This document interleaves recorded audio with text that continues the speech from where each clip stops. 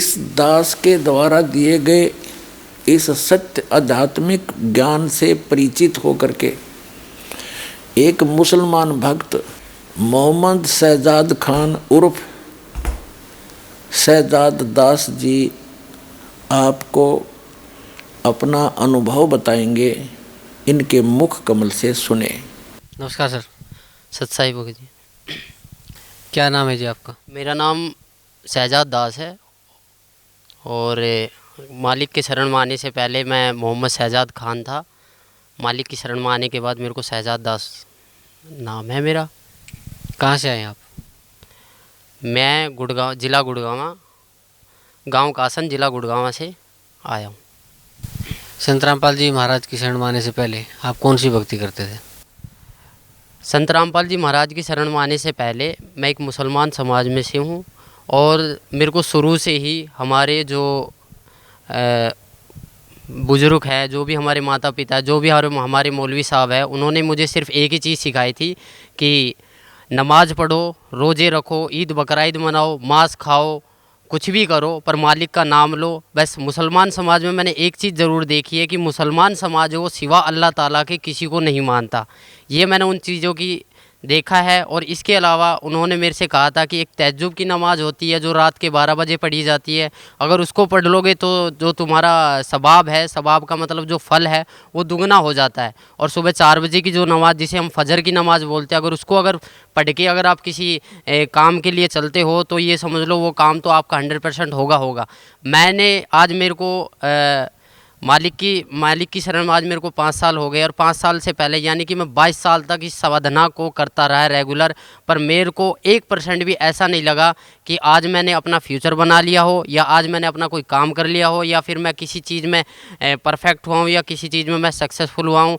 मुझे ऐसा कुछ अनुभव नहीं हुआ। यहाँ तक कि मैंने जो ख्वाजा गरीब नवाज़ की दरगाह है जो अजमेर में है, जिसको मोइनुद्दीन चिश्ती की दरगाह बोला जाता है, जो पूरे वर्ल्ड में प्रसिद्ध है, उस पे भी मैंने चादर के लिए बोला। मेरे मम्मी पापा ने कहा कि आप वहाँ जाओ, वहाँ चादर चढ़ाओ, वो सबकी मुराद पूरी करते तो आप वहाँ जाओ। मैं वहाँ भी गया, उनके लिए चादर बोला। पर मैं जहाँ भी गया वहाँ मैंने देखा एक बहुत बड़ा देग है, उसमें लोग बाग सोने डाल रहे हैं, चांदी डाल रहे हैं, पैसे डाल रहे हैं। मेरे पास कोई मनी नहीं था, मेरे पास कोई पैसा नहीं था। मैं वहाँ गया, वहाँ लोग बाग क्या करते हैं, सर पे टोपी लगा लेते हैं, मालिक का नाम लेते हैं और कहते हैं कि एक कपड़ा सा लेते हैं हरे वाला और उसके नीचे बंदों को निकालते हैं और कहते हैं कि तुम्हें सवाब मिल चुका है, जन्नत का दरवाज़ा खुल चुका है। कहते हैं ये जन्नती दरवाज़ा और रमज़ान के दिनों में खोला जाता है। पर मुझे आज तक वहाँ जाने से, मेरे कम से कम भी 22 साल तक रेगुलर गया, पर मुझे वहाँ जाने से कोई लाभ नहीं हुआ, ना ही मुझे कोई फ़ायदा हुआ है। माइक नंबर 2 भाइयों के शोबे में सेंटर में जो माइक रखा गया है, इसमें कोई भाई गैर मुस्लिम हो तो उनको सवाल करने का मौका दिया जाए। जी भाई, अपना नाम और मेरा नाम राजू शर्मा है, मैं कंस्ट्रक्शन लाइन का काम करता हूं। डॉक्टर साहब, मेरा सवाल कुछ अलग है। मैं शुरू से मुस्लिम समाज का बहुत ही इज्जत करता हूं, यानी कि मतलब दरगाह वगैरह जो है ना, मैं पहले से बहुत मानता हूं। मतलब जहां जहां आपका दरगाह है मैं सब दरगाह पे जाता हूं, चादर चढ़ाना, फूल चढ़ाना, मतलब हर जगह जहां मुसलमान का तादाद लगा हुआ रहता है मैं वहां हर दरगाह पे जाता हूं। यानी कि दरगाह का जो लाल धागा रहता है वो भी मैं हाथ में बहुत बांधा हूं, पहले गले में भी लटकाया हूं। फिर बाद में क्या हुआ, मेरे को कलकत्ता का मुअज्जिम हुसैन नाम का एक लड़का मिला, जिन्होंने मुझे कहा कि जब पहले तुम मिट्टी का बना हुआ, पत्थर का बना हुआ बूतों का जैसे पूजा करते थे, वो जैसे शिर्क था, तो ये जो दरगाह जाना, चद्दर चढ़ाना, हाथ में लाल धागा बांधना, गले में लटकाना, ये भी शिर्क है। तो मैं बोला, मैं फिर जहां पर था फिर मैं वहां पर ही आया, तो कोई फायदा नहीं है। और बहुत सी जगह गया, अलीगढ़ दरगाह पे भी गया, महरौली की जो दरगाह है वहाँ पर भी गया, वहाँ भी चद्दरें बोली है। वहाँ सिर्फ क्या है कि बाहर मांस कटता है, अंदर मालिक का वो पत्थर होता है, पत्थर के सामने सिजदा करो या उसके ऊपर कोई चद्दर चढ़ा दो, वही कहानी। हर जगह एक ना एक स्टेप सीखने को मिलते। महरौली की जो दरगाह, वहाँ क्या है, बहुत बड़ा एक दरगाह बना रखी है और वहाँ पत्थर है, वहाँ पत्थर के ऊपर चद्दर बिछा दो और बाहर क्या है, मांस खाओ, मांस के टुकड़े कर कर के खिलाए जाते थे और कहते हैं कि ये बहुत बड़ा सवाब है। मालिक ने मांस के लिए बोला गया है, मालिक ने बोला था कि कुर्बानी दो, बकरे, गाय, भैंस जो भी उनके हाथ लगे उसको कुर्बान करते थे और लोग बागों को खिलाते थे। इससे वो अपना कर्म तो खराब करते ही करते थे, दूसरे के कर्म भी बिगाड़ते थे।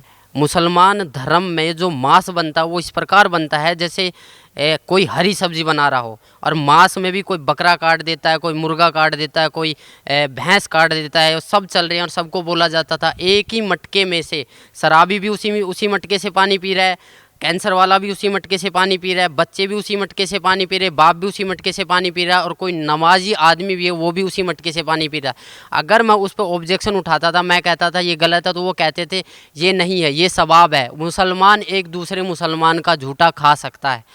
इससे मैं बहुत इरेटर हो गया, मतलब इतना इरेटर हो गया कि मैं अपना मानसिक संतुलन खो बैठा था और मैं सोचा कि ये नहीं होगा। फिर मैंने अपने एक मौलवी साहब से बात करा कि क्या ये जो हम कर रहे हैं, जो हम जो चल रहे हैं, ये क्या सच है। उन्होंने कहा कि बहुत अच्छा है, आप एक काम करो, 40 दिन की जमात में जाइए। 40 दिन की जमात में तो नहीं गया, पर हाँ मैं 3 दिन की जमात में ज़रूर गया था। कादियान गया था, वहाँ से मैं कुछ बुकें लेकर आया था जो आज सदगुरु रामपाल जी महाराज के पास हैं। उन्होंने क्या बताया था, उन्होंने वहाँ भी क्या था, वहाँ मैंने देखा एक भेड़चाल, जो अगर कहीं भी ऐसा लगता है कि वहाँ आज खाना बनने वाला, तो वो नमाज को छोड़ के खाने के ऊपर पहले टूटते थे। वो भक्ति नहीं देखते थे, वो ये सोचते थे कि हमारा पेट भरे और हम सोए। नमाज कोई अहमियत नहीं रखती उन बंदों के लिए। नमाज थी एक नित्य नियम और नमाज से ऐसा मुझे कोई फ़ायदा नहीं मिला। मेरे माँ बाप ने ये बोल दिया था कि तू ज़िंदगी में कभी अपना फ्यूचर नहीं बना पाएगा और सदा ज़िंदगी एक मजदूरी की तरह काम करता रहेगा। सर संत रामपाल जी महाराज की शरण में कैसे आए आप? मुसलमानों में क्या कहा जाता है कि नहीं, हमें सीधा मुसलमान बना के भेजा है, बट मैं इस परंपरा को निभाता आया। तो एक दिन क्या हुआ कि मेरे को ऐसे ही मैं बैठा हुआ था, अपने पापा के हॉस्पिटल में बैठा हुआ था। मेरे फादर का हॉस्पिटल था खान हॉस्पिटल मानेसर के अंदर, गुड़गांव के अंदर, वहाँ बैठा हुआ था। तो मेरे को भक्ति सौदागरों का संदेश एक किताब मिली, उसे मैं धीरे धीरे पढ़ना स्टार्ट करा। मैंने पापा से पूछा, पापा ये पुस्तक कहाँ से आई? उन्होंने कहा कि मैंने डाक द्वारा ये बरवाला से मंगवाई है, आश्रम से मंगवाई है। तो मैंने वो धीरे धीरे पढ़ी। उसमें देखा मैंने जो कलाम पाक की एक हेडिंग लिख रही थी, जिसमें लिखा गया था कि वह अल्लाह ताला जिसने पानी की एक बूंद से आदमी और औरत को उत्पन्न किया और फिर इस पृथ्वी पर साहिब नस्ल, किसी का बाप, किसी का दामाद, किसी का औरत बना के भेज दिया है, उस अल्लाह ताला के बारे में, जिसने आसमान और ज़मीन जो इसके बीच दरमियान है उसको 6 दिन में बनाया और 7वें दिन तख्त पर जा विराजा, उसके बारे में किसी बाखबर से पूछ कर देखो। उन्होंने बताया था कि सूरत फुरकान 25 आयत 52 से 59 में ये लिख रहा है। तब मैंने इस चीज़ को गौर किया, मैंने इस चीज़ को नोट किया और कुरान शरीफ हिंदी में लेकर आया, उसको पढ़ा, उसमें देखा, सेम टू सेम वही कहानी निकली। मेरा दिमाग घूम गया, मैं सोचने लग गया कि ये ज्ञान और एक हिंदू समाज के आदमी के पास, और इतने एक कलाम पाक का ज्ञान एक हिंदू समाज के आदमी के पास कैसे आया। मैंने फिर उसको और ज़्यादा गहराई से पढ़ना स्टार्ट किया। मैं 2-2, 3-3 घंटे खाली पेट उसे पढ़ता रहा। धीरे धीरे मुझे ज्ञान हुआ। एक दिन मैंने निर्णय ले लिया कि मैं आज से जब भी दुकान खोलूँगा तो पूर्ण परमात्मा संत रामपाल जी महाराज का नाम लेके ही खोलूँगा। नया हॉस्पिटल था, मैंने स्टार्टिंग से ही दुकान पूर्ण परमात्मा संत रामपाल जी महाराज के नाम से खोलना स्टार्ट करा और मैंने अंदर ही अंदर एक प्रेरणा बनाई कि मालिक मैं इतना अभी अपने पैरों पर खड़ा नहीं हूँ। अगर मैं अपने पैरों पर खड़ा हो गया, या मैं जो मेरे घर वाले मुझे बोलते हैं, या मुझे ऐसा लगा कि मालिक अगर आप ही भगवान हो, आप ही ईश्वर हो, आप ही गॉड हो, तो मुझे कम से कम इतना ज्ञान दे दो ताकि मैं आपके पास आ सकूँ। तो धीरे धीरे मैं जब दुकान खोलता तो दुकानों की प्रोग्रेस होने लगी। इतना प्रोग्रेस हुआ कि जब भी मैं धीरे एक बार आया, मैं गांव में पूछा मैंने कि यहाँ पर मेरे को जाना है एड्रेस पे, तो उन्होंने बताया कि एक हमारे मुरारी भगत जी थे, उन्होंने वहाँ का एड्रेस दिया कुछ होने। वहाँ पर मैं गया, वहाँ पर मालिक की तस्वीर देखी, मैं बोला मुझे यहाँ जाना था। जब तक मुझे नहीं पता था कि मालिक करोथा को छोड़ के बरवाला में आ चुके हैं। तो उन्होंने कहा था कि हम उस दिन जाएंगे। 7वें महीने की 11 तारीख को मैं यहाँ पर आया, छोटे आश्रम बरवाड़ा पे। मैंने यहाँ नाम लिया और नाम लेने के बाद जब मालिक से मैंने बताया कि मालिक मैं ऐसे ऐसे कष्टों से उभर कर आया हूँ, तो मालिक ने मेरे को बहुत प्यार करा और बोला बेटा करोड़ों के ऊपर तेरी मेहर हुई है और तू इस भक्ति पर डटा रह। इस भक्ति पर डटा रहा, अगर नियमों में रहा तो तू ज़िंदगी में वो चीज़ पा जाएगा जो तूने कभी कल्पना भी नहीं करी होगी। तो सर संत रामपाल जी महाराज जो आपके पूज्य गुरुदेव हैं उनसे नाम उपदेश लेने के बाद आपको क्या लाभ मिला?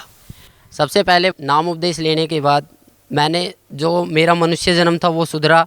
मैंने मांस खाना छोड़ दिया। मैं उस मुसलमान समाज के प्रति जो एक सद्भावना थी, जो एक मैं खोज रहा था अल्लाह ताला को, जो मैं एक देखना चाहता कि अल्लाह ताला कौन था, उसके बारे में मुझे पता लगा। फिर मैंने यहाँ से जितने भी अपने मुसलमान भाई हैं, जितने भी अपने मुल्ला काजी, उनसे पूछा कि भैया ऐसे इस बात है। दुआ सलाम भी करता था, सारे काम करता था। वो 2-4 बार मेरी बातें सुनते थे। एक मैं मौलवी साहब से पूछने गया, वहाँ 4-5 उनके शिष्य बैठे थे। मैंने बोला जी अस्सलाम वालेकुम, उन्होंने कहा वालेकुम अस्सलाम। तो ऐसे ही माइंड में पर्सन घूम गया। मैंने कि जी इसका मतलब क्या होता है कि हम जो दुआ सलाम करते हैं अस्सलाम वालेकुम और वालेकुम सलाम। तो उन्होंने, हालांकि उन्होंने जवाब अपने तरीके से सही दिया, बट मुझे उसमें से कोई संतुष्टि नहीं हुई। फिर मेरा दूसरा जो क्वेश्चन था, मैंने कि आप एक बात बताइए कि अल्लाह ताला, आप कहते हो कि अल्लाह ताला बेजून है, निराकार है, अल्लाह ताला दिखाई नहीं देता। अल्लाह ताला को पाने की कोई विधि? वो कहते हैं जी ज़कात निकालो। ज़कात का मतलब होता है कि अपना जो पैसा होता है उसको मालिक की राह में कुर्बान कर दो, मालिक की राह में दान कर दो। मैंने बोली जी कैसे दान करते हैं? बोला जी आप एक काम करो, ज़कात का मतलब होता है कि आप चावल में मांस बनवाइए और उसको गरीबों में बंटवाइए। तो मैंने वहाँ से ये ठान लिया कि मैंने सोचा कि जो ये बंदा बोल रहा है, मैं बोला जी इसका परिणाम जो है हमारी कुरान शरीफ में है। उन्होंने बोला जी कुरान शरीफ में नहीं है, हदीस में है। मैं बोला जो आसमानी किताबें उतरी है, हमारी कुरान शरीफ उतरी है, तौरेत उतरी है, इंजील उतरी है और जंबूर उतरी है, इनके अलावा अगर आप मेरे को कोई और किताब दिखाओगे तो मैं कैसे मान लूँगा?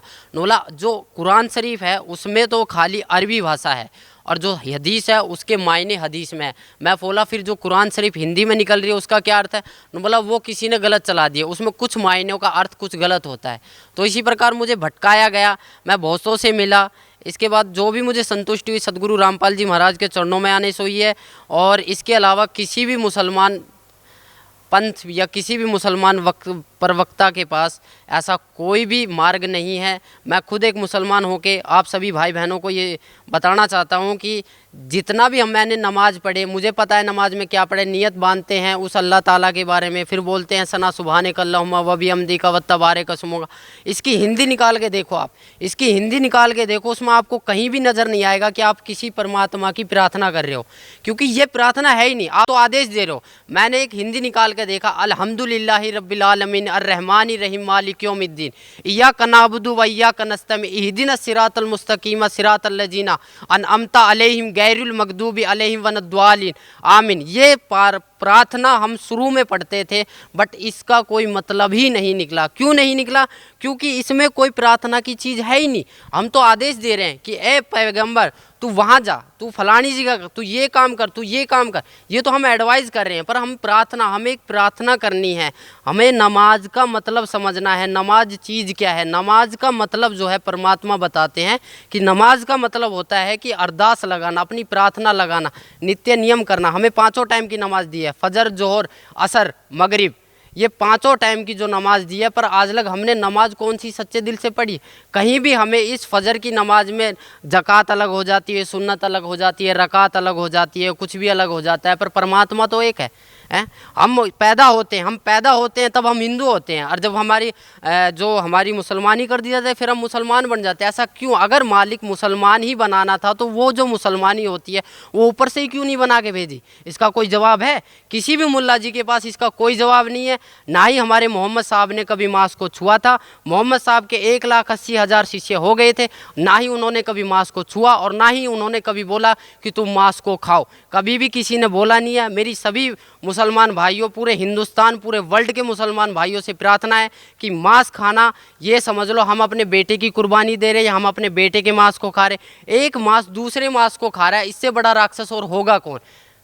इसके अलावा आप खुद समझदार हो, आपके पास हमारे पूर्वज अशिक्षित थे। उस पूर्ण परमात्मा ने उस तत्व ज्ञान में कहा है, हम मोहम्मद को वहाँ ले गो, इच्छा रूपी वहाँ नहीं रहो, उल्ट मोहम्मद महल पठाया, गुज बीरज एक कलमा लाया, रोज़ा बंग नमाज दई रे, बिस्मल की नहीं बात कही रे।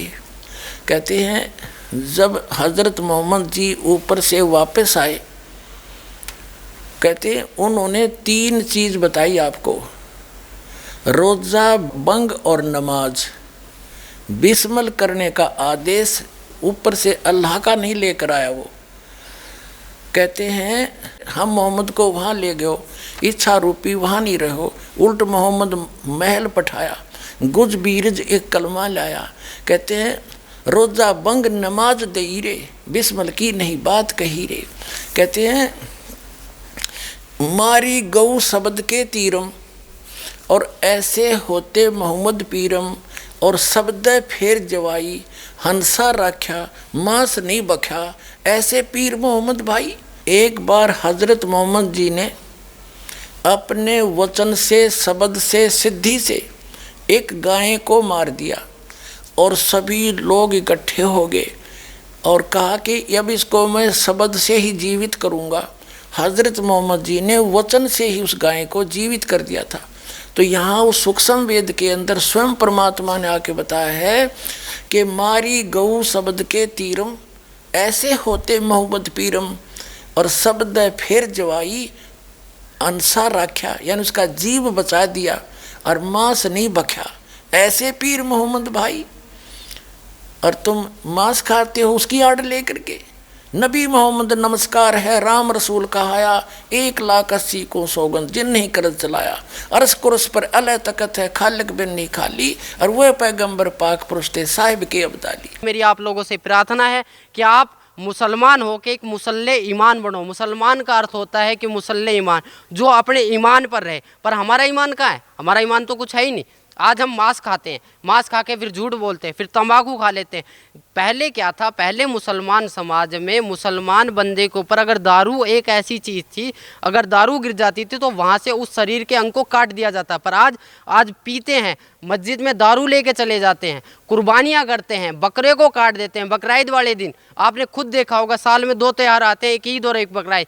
बकराईद वाले दिन ऐसा क्या करा था जो बकरे काट दिए जाते हैं? हजारों की संख्या में, यानी कि करोड़ों की संख्या में बकरे मारे जाते। क्या इनका पाप नहीं लगता? क्या वो मालिक से अरदास नहीं करते हैं कि हमारा एक पाप लगा है, हमें ऐसी योनि में क्यों डाला गया जो हमें कोई भी बंदा देखता वो काट के पटक देता, फिर हमारा मांस खाता है? मैं आप लोग सभी से ये प्रार्थना करता हूँ कि अपना जीवन सफल बनाए। मनुष्य जीवन एक अनमोल है, इसको व्यर्थ ना करे। मुसलमान समाज जो है वो बहुत पाक समाज है। वो पाक इसलिए है क्योंकि वो सिवाय अल्लाह ताला के किसी को मानता नहीं है। पर आजकल का जो मुसलमान समाज है वो मुल्ला काजियों ने बहकाया जा रहा है, क्योंकि हम ख्वाजा गरीब नवाज की दरगाह पे जाते हैं, क्या करते हैं? हम पत्थरों के सामने पूजा करते हैं, फिर कहते हैं कि हम पत्थरों की पूजा नहीं करते। फिर कैसे पत्थरों की पूजा करते हैं? अगर आपने सिजदा कर दिया, उसको पूज लिया, सिजदा करना एक पूज लिया सिवाय अल्लाह ताला के, फिर कहते हैं कि सिवाय अल्लाह ताला के किसी का आगे सिजदा नहीं करते। फिर ख्वाजा गरीब नवाज की दरगाह, सैयद, पीर, जितने भी ये महरौली की दरगाह, अलीगढ़ की दरगाह, यहाँ पर होता क्या है? क्या होता है यहाँ पर? क्या वो बंदा है? क्या वो पीर पैगंबर है? नहीं। उन्होंने ये कहा था कि हम भगवान नहीं हैं, हम अल्लाह नहीं है, हम उस अल्लाह ताला के बारे में सोचो।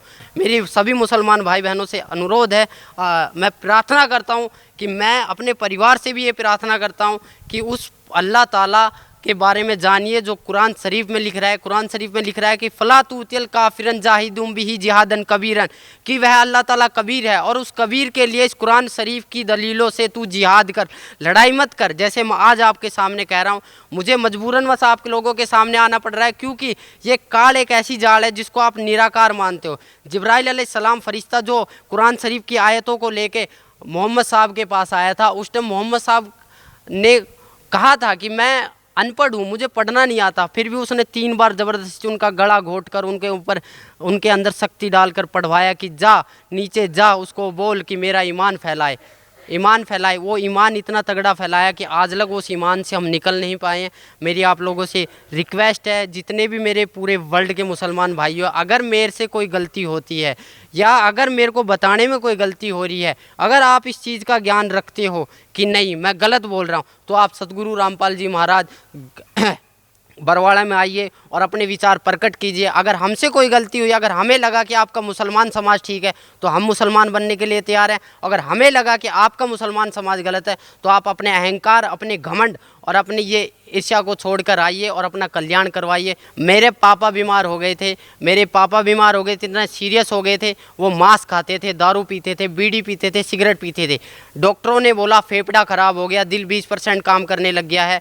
उनको मैंने बोला, उनको मैंने समझाया कि उस खुदा को याद कर, आज तेरा वो खुदा कहाँ है। वो जुम्मे की नमाज भी पढ़ते थे, ईद बकरा-ईद को भी पढ़ते थे, मीट भी खाते थे। क्या उनकी भक्ति इतनी नाजिल नहीं थी? क्या उनकी भक्ति इतनी भी नहीं थी कि वो अपने आप को जीवित कर सके? उन्होंने तो बहुत वो करा था। तो वही बात था, उनको मैंने बोला कि उस खुदा को याद कर। उन्होंने रो के गिड़गिड़ा के बेड पे पड़े पड़े मालिक को याद किया था। बंदी छोड़ पूर्ण परमात्मा संत रामपाल जी महाराज को याद किया था कि मैं जन्मजात नाम ले लूँगा, मुझे इस बीमारी से छुड़वाओ। मेरे पूरे घर वालों ने ये कह दिया था कि ये मरेगा, यहाँ तक कि रिश्तेदारियों ने बोल दिया था कि इसके बचने की कोई उम्मीद नहीं है। फिर भी मैंने मालिक से उसके लिए प्रार्थना करी। मालिक ने बोला बेटा ठीक हो जाएगा, वो ठीक हो गया। नाम के लिए बोला बट वो आज नाम से मुकर गया है। परमात्मा की शब्द में इतनी शक्ति है कि आपने बगैर नाम लिए आप ठीक हो चुके हो। अगर आप अब भी नहीं पिछाड़ोगे फिर कब पिछाड़ोगे?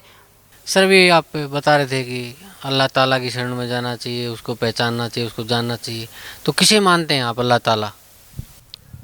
देखो, आज से जब मैंने नाम पहले लिया था तो मैं तो कभी जानता भी नहीं था कि अल्लाह ताला कौन है। मैंने बहुत से मुसलमान काजियों यहाँ कि मैंने मम्मी पापा से भी पूछा कि वह कोई ना कोई तो ऐसी शक्ति होगी ना जो पूरे ब्रह्मांड को चला रही है, पूरे समाज को चला रही है, जिसने एक पानी की बूंद से एक आदमी को उत्पन्न कर दिया, एक औरत को उत्पन्न कर दिया। फिर मैंने सुना था आदम और हव्वा के बारे में, बोला कि परमेश्वर अल्लाह ताला ने आदम बनाया, फिर उसकी हड्डी से एक हव्वा बनाया, उससे संसार चला। पर आदम को अगर अल्लाह ताला ने बनाया तो अल्लाह ताला भी तो होगा ना कोई। तो उन्होंने ये कहा कि आप कुरान शरीफ को पढ़ो। मैंने तहे दिल से मालिक की शरण में आने के बाद तहे दिल से 3 बार कलाम पाक को पढ़ा है। वहाँ पर मुझे एक एक चीज़ के अरब का पता लगा। उसमें एक सूरत आती है औज़ु बिल्लाहि मिनश शैतानिर रजीम बिस्मिल्लाहिर रहमानिर रहीम, कि शुरू करता हूँ उस अल्लाह ताला के नाम से जो सबसे बड़ा है और अपने बंदे के गुनाहों को माफ़ करने वाला है। हमारा जो मैटर है वो ये है कि हमने एक सूरत फुरकानी 25-52 से 59 तक में पढ़ा था कि फ़ला तूतिल काफिरन जाहिदुम बिही जिहादन कबीरन। इसमें कबीर परमात्मा को जो बड़ा बोला गया है। मैंने बहुतों मुसलमान काजियों से पूछा कि कबीर का अर्थ क्या है, कि कबीरा गुनाह है। कौन सा गुनाह है? पाप का है, चोरी का है, डकैती का है। बोला कबीरा गुनाह है जिसकी कोई माफ़ी नहीं हो सकती। उन्होंने सब एक अज्ञान रूपी के कारण बहकाया हुआ था। असली ज्ञान ये था, मालिक के द्वारा दिया और था कि कबीर इज गॉड है, कबीर ही अल्लाह ताला, अल्लाहु कबीर है, नोट है अल्लाहु अकबर। अल्लाहु अकबर बोलो या अल्लाहु कबीर है बोलो, बात एक ही है, वह अल्लाह कबीर है। और बड़े का मतलब होता है कबीर। अगर बड़े को लेके चलते हैं तो इसका अर्थ ये बनता है कि शुरू करता हूँ उस अल्लाह ताला के नाम से जो कबीर है और अपने बंदों के गुनाहों को माफ़ करने वाला है। उस हजरत मोहम्मद साहब जो हमारे नबी है, जो पीर पैगंबर थे, जिनको नबी का दर्जा दिया गया, उनको भी जिंदा महात्मा के रूप में मिले थे जब उन्होंने अपनी शब्द से गाय को मार दिया था और उनसे जीवित नहीं हुई थी। उन्होंने जाके एक गुफा में रोए, घर को बंद करके रोए कि अल्लाहु कबीर है, गिड़गिड़ाए अल्लाहु कबीर है, अल्लाहु कबीर है। तो वो एक सूक्ष्म रूप धर कर आए। तब उन्होंने कहा था कि मेरी गाय को जीवित कर दो। तब उन्होंने कहा था जाओ मोहम्मद आपकी गाय जीवित हो जाएगी।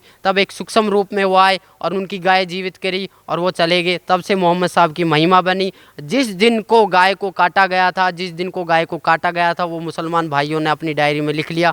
उसी दिन से ये जीव हत्या का प्रथा चलने लगी है। अगर आपको मेरी बात पे यकीन नहीं है, अगर आपको मेरे ऊपर विश्वास नहीं है, तो आप अपने खुद मुल्ला काजियों से पूछो जाके कि आखिरकार में जो रमज़ान था, रमज़ान में जो चारों किताब निकली थी, जो कुरान शरीफ उतरी थी, ऐसा मोहम्मद साहब जब इतने प्यारे थे, अल्लाह ताला के इतने प्यारे नबी थे, तो उनका जो एंड हुआ था वो इतना बुरा क्यों हुआ था? अगर आपको मेरी बात पे यकीन नहीं है तो आप मौलवी साहबों से जाके पूछो, उनको खंगालो, उनको देखो वो कितने जानते हैं। अगर आपको तब भी प्रश्न का उत्तर ना मिले तो आप यहाँ पर आइए, बरवाड़ा सत्संग में आइए, सुनिए, मालिक से विचार कीजिए, यहाँ पर ज्ञान लीजिए। अगर आपको फिर भी विचार का, यहाँ पर आपको सारे प्रश्नों के उत्तर दिए जाएंगे। यहाँ पर आपको एक संतुष्टि करी जाएगी चारों ओर से। हम सिर्फ एक आत्मा है, हम सिर्फ एक मानव है। हमारा धर्म जो मानव है, हमारा हिंदू मुसलमान सिख ईसाई से कोई लेना देना नहीं है। अगर इस जाति प्रथा को आप सदा ज़िंदगी चलाते रहोगे तो कभी भी आप अल्लाह ताला की प्राप्ति नहीं कर पाओगे।